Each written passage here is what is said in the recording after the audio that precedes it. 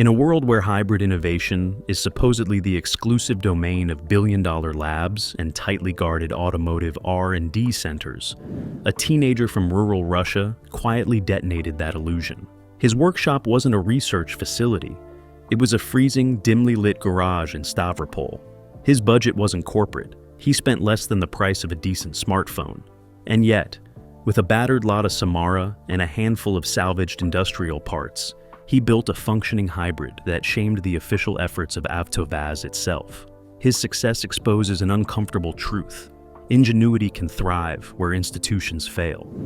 The Stavropol hybrid paradox. Picture this. When you think of the bleeding edge of automotive innovation, your mind likely drifts to the sterile, climate-controlled laboratories of Silicon Valley. You imagine clean rooms, teams of PhD engineers in white coats, and research budgets that rival the GDP of small nations.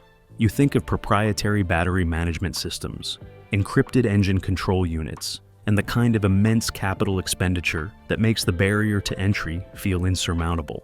But innovation doesn't always happen in a vacuum of unlimited resources. Sometimes it happens in a freezing garage in the Stavropol territory of Russia, where the heating is optional and the budget is whatever is in your pocket. This is where we find Mikhail, not a lead engineer at a multinational corporation, but an 11th grade student who looked at the established orthodoxy of electric vehicle manufacturing and decided to dismantle it. His canvas for this disruption was the VAZ 2109, better known to the world as the Lada Samara. To call the Samara a basic vehicle is an understatement. This is a car defined by its lack of refinement. It is a ubiquitous, boxy 5-door hatchback that served as the workhorse of the post-Soviet world. It has no sound deadening to speak of. The panel gaps are more like suggestions than measurements, and under the hood sits a modest 1.5-liter engine. On paper, that engine produces 78 horsepower and 118 newton-meters of torque. In the real world, however, it is a machine that suffers from a drinking problem. Despite its small size, the Samara is notorious for consuming fuel at a rate of 10 liters per 100 kilometers in city driving, an inefficiency that rivals much larger, more powerful engines. But this mechanical simplicity was exactly what Mikhail needed. The Samara is an analog device in a digital world. It lacks the complex, encrypted software and integrated CAN bus systems that make modifying a modern Volkswagen or Toyota prohibitively difficult. It was the perfect open architecture candidate for a radical experiment. The headline here isn't just that a teenager built a hybrid, it is how little it cost him. The entire project, from the electric motor to the battery array, came in at approximately 30,000 rubles. That converts to roughly $400 US. Think about that figure for a moment. $400 is less than the price of a mid-range smartphone. It is a fraction of the cost of a single replacement LED headlight assembly on a modern electric vehicle. Yet, with that sum, Mikhail achieved demonstrably functional electrification. He created a plug-in hybrid electric vehicle that actually works, slashing his fuel consumption and boosting performance. While multinational automotive giants invest billions in specialized research and development to squeeze out marginal efficiency increases of 2 or 3%, this student in Stavropol proved that a minimal viable hybrid solution, optimized for cost and function, can deliver substantial, real-world gains. This achievement is so stark, so undeniably impressive, that it pierced the bubble of the global elite. It caught the attention of Tesla CEO Elon Musk, a man sitting at the absolute apex of high-tech EV manufacturing. Musk publicly responded to the project on social media, choosing to reply in Russian with a lighthearted comment that signaled his genuine amusement and validation of the build. That acknowledgement matters. It validates the functional efficacy of low-tech, decentralized clean-tech solutions. It serves as a humiliating slap in the face to the industrial bias that insists progress requires complexity and high capital expenditure. Mikhail didn't just build a car, he inadvertently crafted a powerful economic assertion. He showed us that the Lada platform functions as a disruptive canvas, offering an affordable, proven blueprint for decarbonizing the vast, aging fleet of internal combustion engines that still power the developing world.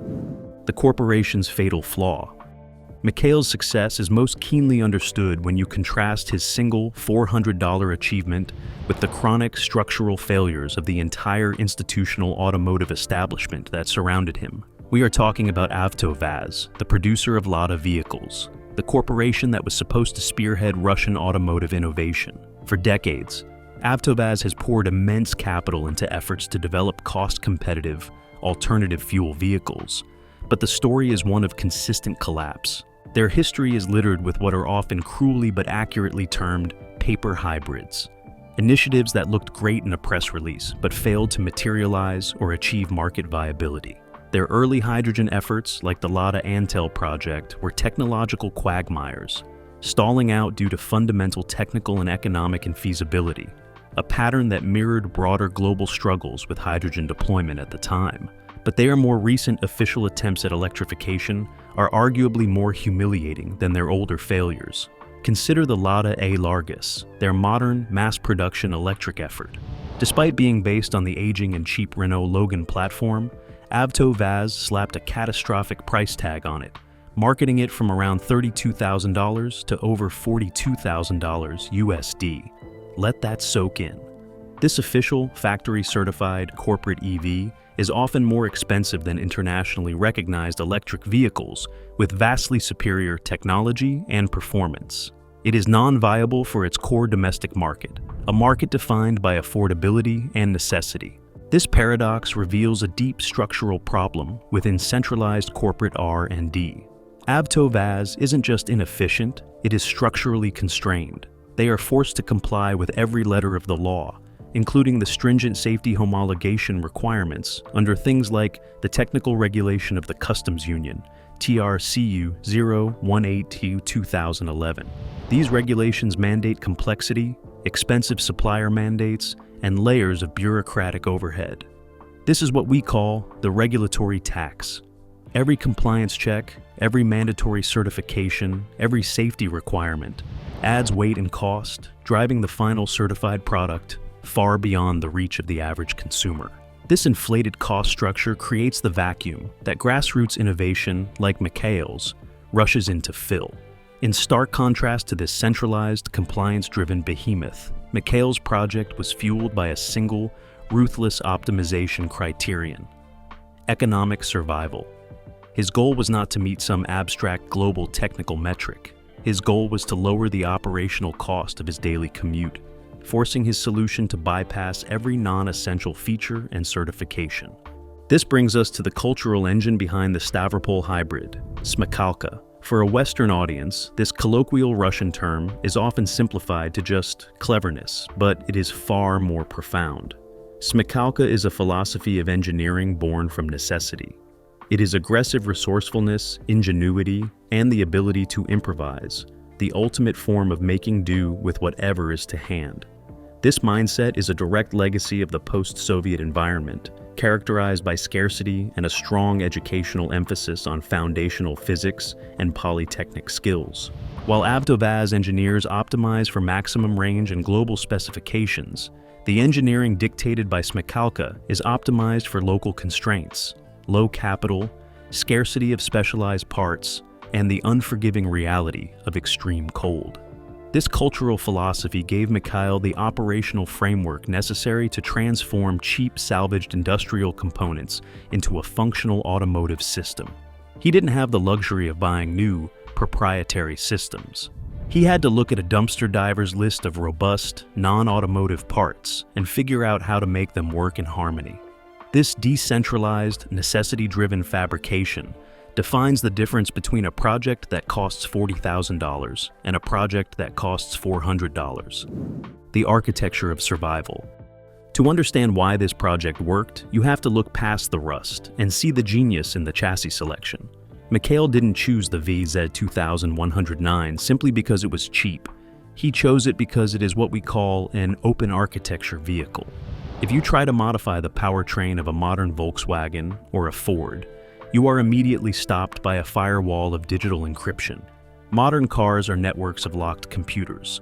Their engine control units are encrypted to prevent exactly this kind of tampering. The Lada, however, comes from a different era. It has no digital locks, no encrypted CAN bus system, and no proprietary software to jailbreak. It is a purely mechanical device.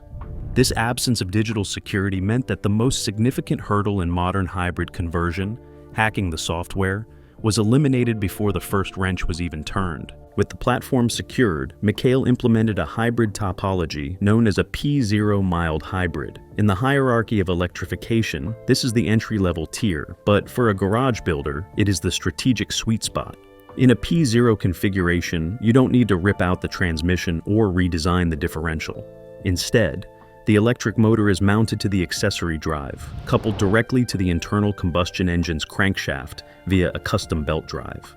It effectively replaces the alternator, but with enough muscle to drive the engine. This allows the manual transmission and the core engine management system to remain entirely intact. The electric motor's job is focused and specific. Provide torque assist during the heavy launch phase and harvest energy through regenerative braking when slowing down. Now, let's talk about that motor. In a conventional hybrid from Toyota or Honda, the traction motor is a marvel of precision engineering. Compact, lightweight, rare earth magnet dense, and incredibly expensive. Mikhail looked at that bill of materials and threw it out. Instead, he sourced a repurposed industrial AC induction motor. We are talking about the kind of heavy, ugly, cast iron unit you might find running a conveyor belt or a ventilation fan in a factory. It produces somewhere between 3 and 5 kilowatts. It isn't pretty, and it certainly isn't light, but it is robust, easily sourced, and costs pennies on the dollar compared to an automotive-grade unit.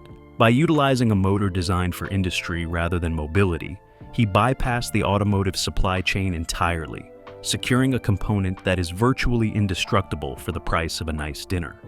But the true brilliance of this build, the decision that elevates it from a hobby project to a masterclass in regional engineering, is the battery. If you put a standard lithium-ion battery in a car in Stavropol during the winter, you are going to have a bad time. Standard lithium chemistry creates a graphite anode bottleneck that causes capacity to plummet and charging to fail when the thermometer drops. In Russia, where temperatures routinely plunge to minus 40 degrees Celsius, a Tesla battery would be fighting just to stay alive. Mikhail recognized this climatic imperative and chose lithium titanate oxide, or LTO, cells. LTO is the tank of the battery world. It sacrifices energy density, meaning it's heavy and holds less charge per pound, in exchange for absolute operational resilience. These cells can retain over 70% of their capacity at minus 40 degrees, a temperature where standard batteries are effectively bricks. Furthermore, LTO cells have an insane cycle life, capable of enduring over 25,000 charge and discharge cycles, which is 10 times that of a standard lithium cell. This makes them perfect for the rapid, high-power cycling of a hybrid system that is constantly charging and discharging at every stoplight. Mikhail likely salvaged these cells from electric buses or stationary storage systems, turning industrial waste into a climate-proof power source. He stuffed this battery pack into the spare tire well, creating a system that wasn't optimized for the brochures, but was perfectly optimized for the freezing reality of the Russian winter. The $1 control system. If you ask an automotive engineer what the most difficult part of designing a hybrid is, they won't say the motor, and they won't say the battery. They will tell you it is the handoff. The seamless transition between the internal combustion engine and the electric drive is a nightmare of physics and programming. Companies like Toyota and Ford have spent decades and hundreds of millions of dollars developing sophisticated electronic control units, or ECUs, to manage this. They write millions of lines of code just to decide when to turn the motor on and when to turn it off. It is a symphony of sensors, algorithms, and torque blending strategies. Mikhail looked at that complexity, realized he had zero budget for software development, and deleted the entire problem with a component that costs $1. He installed a microswitch. This is the most disruptive and controversial element of the entire build. Instead of a computer trying to guess what the driver wants, Mikhail built a system that relies on the driver simply telling the car what to do. He mounted a mechanical microswitch directly under the accelerator pedal. The logic is binary and brutally effective. When you are driving normally, pottering around at partial throttle, the car runs on the gas engine. But the moment you stomp on the pedal, when you push it past a specific threshold, say 80%, the pedal physically clicks the switch. That click instantly closes the circuit and dumps current into the electric motor. This transforms the driver into the human ECU. You are no longer a passive passenger requesting permission from a computer to accelerate. You are the active manager of the hybrid system. If you need power, you smash the pedal, the switch clicks, and the electric motor kicks in immediately. This mechanical simplicity completely bypasses the most fragile part of modern car design, the code. Modern hybrids are plagued by obscure software failures. Owners of high-end hybrids live in fear of diagnostic trouble codes like P0 BBD or P0 AC4, cryptic signals that indicate a communication breakdown between the battery control module and the hybrid powertrain. These errors can brick a car that is mechanically fine. By using a physical switch, Mikhail made those errors impossible. You cannot have a software crash in a system that has no software. But the real magic happens on the road. This binary injection of power solves the single biggest problem of the Lada platform. The stock internal combustion engine is a sluggish, low-compression relic. It suffers from a deep torque valley at low RPMs, meaning that when the light turns green, you put your foot down and wait for the engine to wake up. It is slow, loud, and unresponsive. The electric motor, however, possesses the exact opposite characteristic. It provides maximum torque from 0 RPM. By engaging the electric motor exactly when the gas engine is struggling the most, Mikhail achieved what engineers call torque fill. The electric shove fills in the gap where the combustion engine is weak. The result is a car that launches with a vigor that defies its age. It jumps off the line, masking the deficiencies of the old Soviet engineering with a layer of instant electric torque. While it lacks the nuanced, computer-smoothed efficiency of a Prius, it captures the vast majority of the real-world benefit, the launch assist and the fuel savings, without a single line of code. It proves that sometimes the smartest way to control a machine is to just let the human do it. The economics of necessity. The true vindication of Mikhail's project isn't found in the wiring diagrams or the mechanical layout, but in the cold, hard arithmetic of the fuel receipt. When we look at the stock AvtoVAZ 2109, we are looking at a vehicle that is, by modern standards, a financial liability. In city driving, that 1.5-liter engine is notorious for consuming upwards of 10 liters of fuel for every 100 kilometers traveled. It turns dinosaurs into noise and heat with alarming inefficiency. For a student or a working-class commuter in provincial Russia, that fuel bill is a significant percentage of monthly income. It is a constant draining tax on mobility. But after the conversion, the numbers shifted dramatically. Mikhail reported that his fuel consumption dropped to a range of 5 to 6 liters per 100 kilometers. Let's contextualize what that means. We aren't talking about the incremental gains touted by modern manufacturers. When Audi or Mercedes releases a new 48-volt mild hybrid system, their press releases celebrate efficiency improvements of 10 or maybe 15%. They achieve this with billions of dollars in R&D and systems so complex they require specialized dealership tools to service. Mikhail achieved a staggering 40 to 50% reduction in fuel consumption. He effectively cut his operating costs in half. He didn't just improve the car, he doubled its economic value. This massive gain is possible precisely because the baseline vehicle was so inefficient. It turns out the most fertile ground for improvement isn't the optimized modern engine, but the wasteful legacy platform. Now, apply the economics of the $400 investment. In the world of automotive finance, return on investment is usually measured in years or tens of thousands of miles. For this project, the timeline is compressed into months. If you are saving 4 to 5 liters of fuel every 100 kilometers, the savings accumulate rapidly. For a daily driver doing a standard commute, the entire cost of the motor, the batteries, and the micro switch pays for itself in fuel savings alone within less than half a year. Every kilometer driven after that point is pure profit. This transforms the project from a quirky garage experiment into a direct, necessity-driven financial strategy.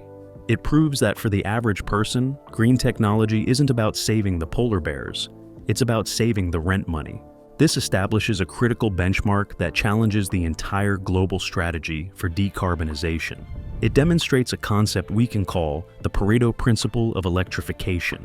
In economics, the Pareto principle states that 80% of consequences come from 20% of the causes. Mikhail's build pushes this even further. It suggests that you can achieve 80% of the real-world efficiency benefits of a hybrid, the regenerative braking, the launch assist, the fuel reduction, for about 1% of the cost of a commercial system. We tend to believe that the solution to climate change is replacing every old car with a $60,000 Tesla. But that is an economic impossibility for the vast majority of the global population. The Stavropol hybrid proves that a dumb, mechanically managed hybrid system is actually the smarter economic choice for the developing world.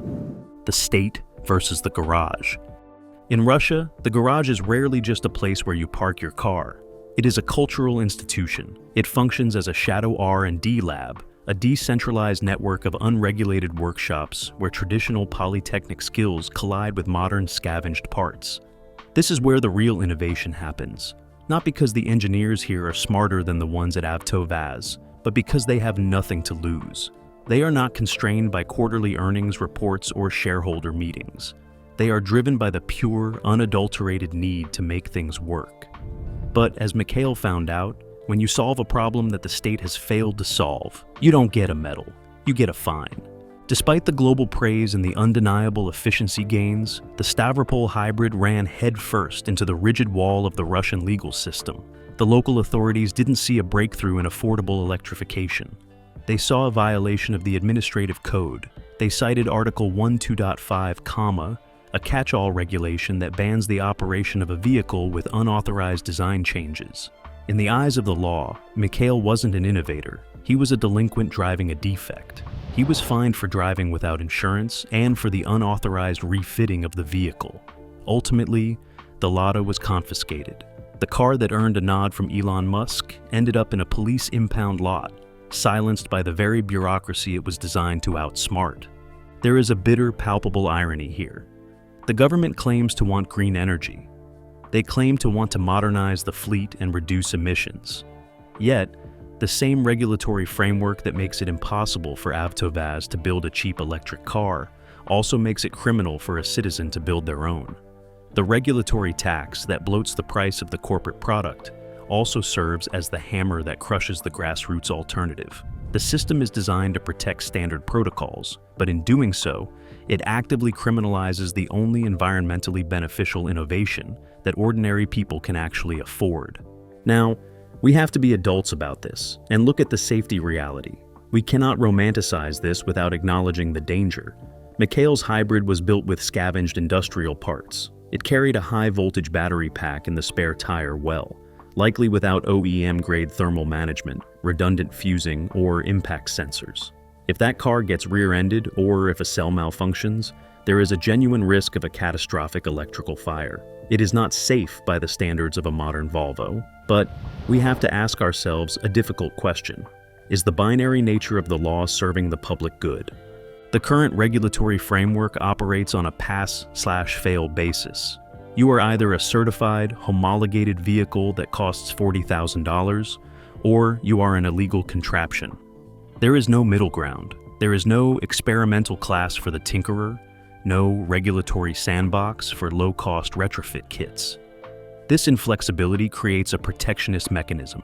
It shields high-cost certified solutions from disruptive low-cost alternatives. By refusing to create a legal pathway for safe enough, garage-built innovation, the state ensures that safety remains a luxury good, available only to the rich, while the poor are forced to keep burning gasoline in inefficient engines. The cyberpunk future arrives. The Stavropol hybrid is more than just a clever modification. It is a glimpse into a genuine cyberpunk future. We often imagine the future of transport as a gleaming, sterile utopia of autonomous pods, but Mikhail shows us a grittier, more realistic probability. Real cyberpunk isn't about neon lights and flying cars. It is about high-tech capability grafted onto low-tech resources. It is the juxtaposition of advanced lithium titanate chemistry sitting in the rusted spare tire well of a Soviet hatchback. This project validates the concept of a restamod economy. It proves that we do not need to mine enough rare earth metals to replace every single internal combustion engine on the planet with a $60,000 electric vehicle. Instead, We can achieve massive decarbonization by dragging the existing global fleet into the 21st century. We can take the millions of aging chassis already on the road and upgrade them with commoditized industrial electric parts. Mikhail exposed a glitch in the global automotive matrix, the assumption that progress requires the consumer to be passive. He proved that the most efficient vehicle isn't necessarily the one you buy new from a showroom. It is the one you rescue, re-engineer, and rebuild yourself. The future belongs to those who refuse to wait for permission to innovate. Don't just buy the future, build it.